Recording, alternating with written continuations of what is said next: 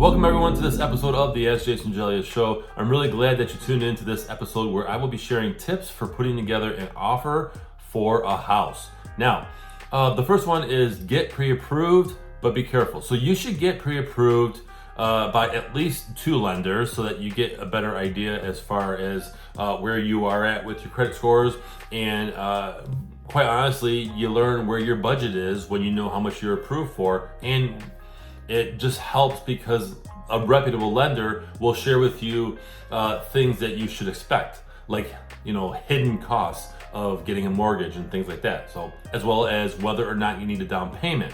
The second one is research the housing market a little bit and the seller. Now, in terms of the market, you want to get some advice, whether you have a realtor or you ask the lender that you got pre-approved from.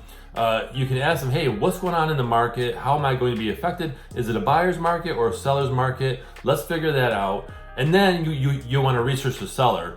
At the same time, you get an offer sent over. Before you send over the offer, you want to research the seller. Are they desperate to sell? Are they going through divorce?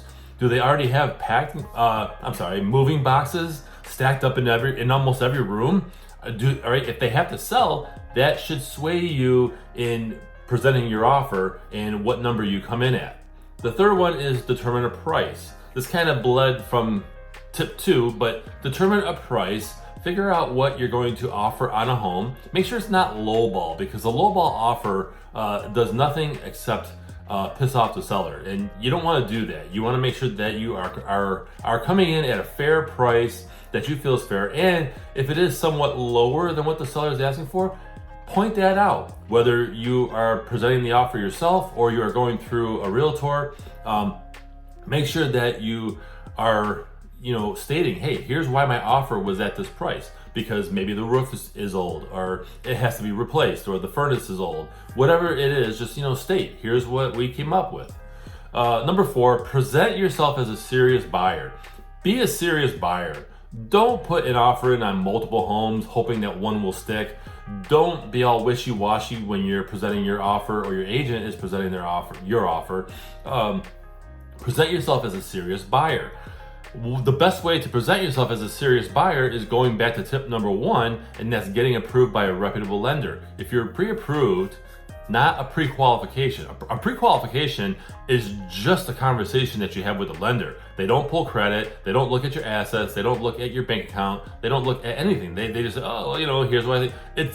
It's like you're at a barbecue and you're talking with somebody and they didn't do the research on you. So going back to 4, present yourself as a serious buyer. Have everything in order as well. Have all the correct forms, right? If you're doing it on your own, then do the research on what forms you need to present a solid offer. Number 5 is use contingencies strategically. If it's a competitive market and it favors the seller more, you may have to waive certain contingencies. You may have to have an appraisal guarantee. You may have to waive home inspection, which I would never do, by the way, but you may have to. You may have to present the offer without even physically seeing the property. That was going on during COVID-19. People were just presenting an offer without even physically going into the house, which is crazy to me, but it was happening. And number 6, listen to your realtor. If you are working with a realtor, which you should, because it doesn't really cost you anything to work with a buyer's agent, they call them, listen to your realtor. They can provide you good advice, provided you have the right realtor and you feel comfortable with them.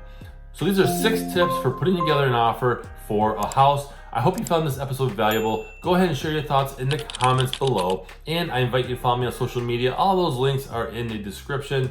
Otherwise, I'm Jason Gelios, Michigan Realtor, and thank you for watching.